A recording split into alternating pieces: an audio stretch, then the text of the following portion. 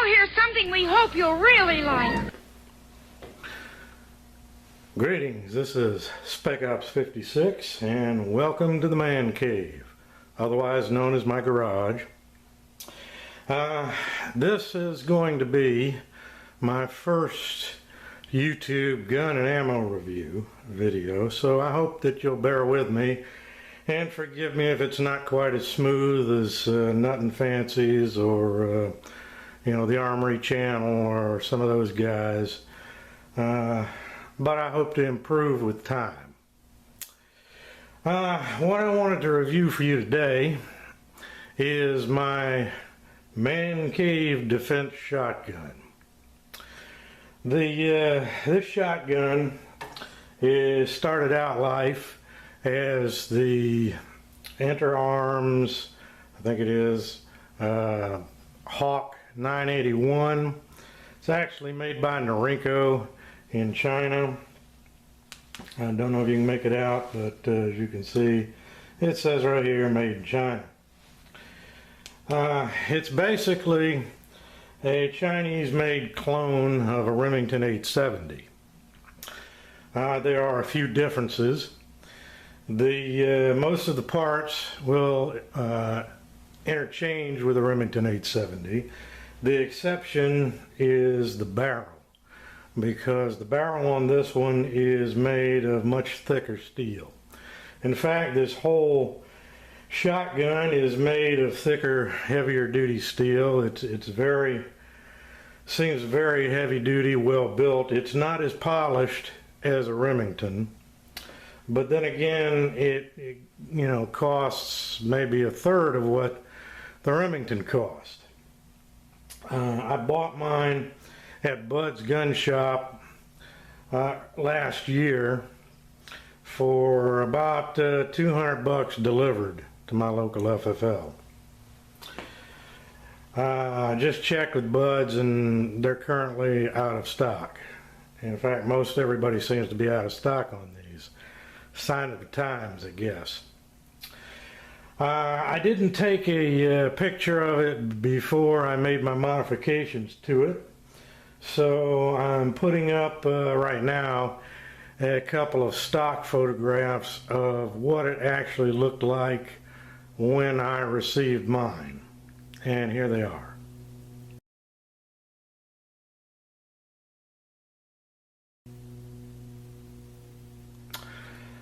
Okay, yeah, it came with a standard black plastic stock and forend.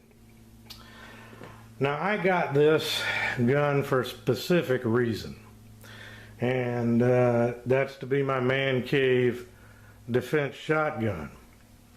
I spend a lot of time out here because this is where my reloading benches are, my gunsmithing bench, my ham shack and other stuff that I like to play with is out here. So I spend a good bit of time out here.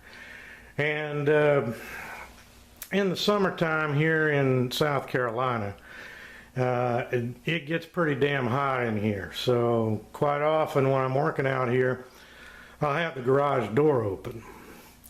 Well, I got to thinking about that, and it occurred to me that with the garage door open, there's a good possibility I could be surprised by some individuals up to no good and not have a chance to get inside the house and get to the nearest firearm that's inside the main house. So I decided I needed something that I could keep out here. I wanted something that was sturdy but not expensive, so if it ended up getting stolen or, dropped on the concrete floor or something, I wouldn't miss it that bad. But I wanted something effective. So I decided to go with a 12 gauge pump shotgun, something that I could make short and handy. So this is specifically designed for this purpose. That's the reason for the modifications that I have put on it, and then I'll be talking about here in a moment. First of all, give you a little bit of information on the basic shotgun. The 981R Hawk is 12 gauge. It has 3-inch chamber, so it can handle both 3-inch shells and 2 3/4 inch. The magazine capacity on this is 4 plus 1 in the chamber. As it comes, the overall length is 38.5 inches. With as it sits the way I've got it now, it's about just a little over 28 inches.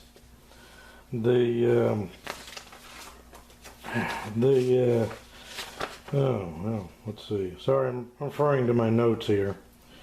It's an 18.5 inch barrel, and the weight as it comes from the factory is 7 pounds. As it sits here, it's about 6 pounds 3 ounces or so. All right, now, because this is going to reside here in the man cave, and I wanted something handy, something easy to hide out here. And the furthest distance that I'm going to have to use it out here is about 20 feet. So they make several different models of this. One has rifle sights, but I chose the one that came with the Weaver scope mount already mounted on it, and just the plain bead front sight, because my idea was this: I don't normally like pistol grip shotguns for pretty obvious reasons. They're not real fun to shoot. However, for this purpose, the pistol grips I felt were the ideal setup. So I put on, this is the Hogue rubber pistol grip. Okay, the rubber should help to absorb some of the recoil. Then on the front, I put the Lyman brand of the pistol grip forend. But because this is a hard plastic, I also added to this one of the Pachmayr gun sleeves. It's nice squishy rubber, so hopefully that will also help in absorbing some of the recoil. For sighting, I installed an aim shot laser sight that I happen to have lying around for years, and the reason for that is that this way I'll be able to just grab it and point it from the hip toward the bad guy, and wherever the laser dot is, that should be where the buckshot goes. Now, a couple of things, I'm going to demonstrate that in a second, but a couple of notes I wanted to make. It is a very good close copy of the Remington 870. It operates fairly smoothly. It's a little stiffer because the parts in it are not as polished and well finished as a Remington. And in fact, when taking it apart in order to clean it and lube it and to install the various modification parts to it, I did notice when putting it back together, the parts don't slide together quite as smoothly and easily as they do on a Remington. There is a bit of resistance and some grittiness to the feel of putting it back together. However, they do go back together like they're supposed to, and it's not a big problem. Part of that is the fact that, as I mentioned before, they're not as well finished on the outside, and also the flat blue finish is not real slick, so that causes a little extra friction. But as far as the functioning, it has no effect on that whatsoever. So, in fact, let me pick it up and operate the action a little bit for you. As you can see, there's no real problem. You can operate it just about as fast as you can pull the trigger, and pump the gun. Now, if you bear with me a moment, I'm going to reset the camera so I can demonstrate for you why I set it up with the laser sight the way that I did. Okay, hopefully you'll be able to see this from my perspective, sort of. It's hard to tell when, you know, just looking over my shoulder at the camera viewfinder, but anyway, this is the purpose of putting the laser sight on it. What I did, after I got the laser sight on it, I have a 12 gauge bore sight, or laser bore sight, that's, you know, shaped like a 12 gauge shell, fits right in the chamber, and then sends a laser right out the center of the bore.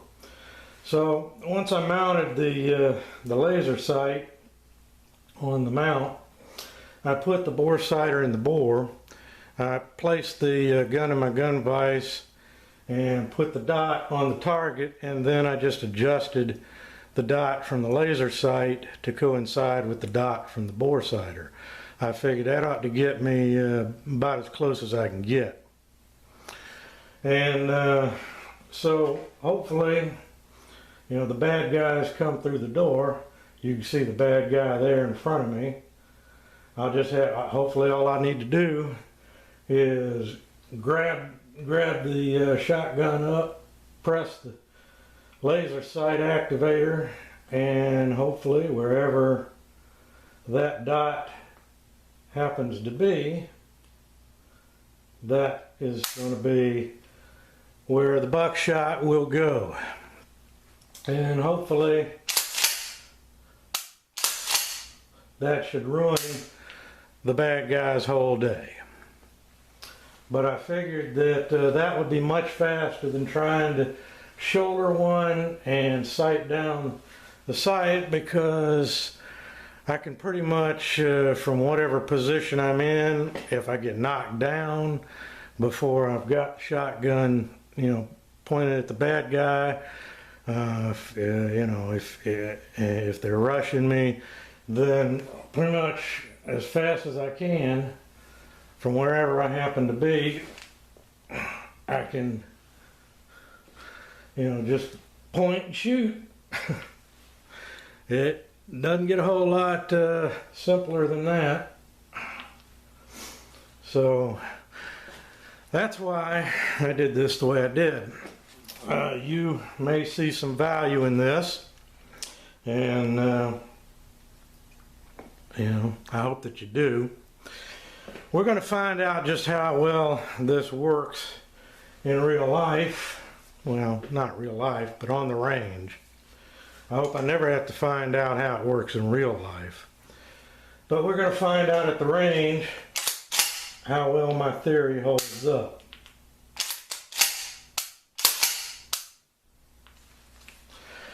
So, next I'm going to show you the ammo that we'll be shooting at the range.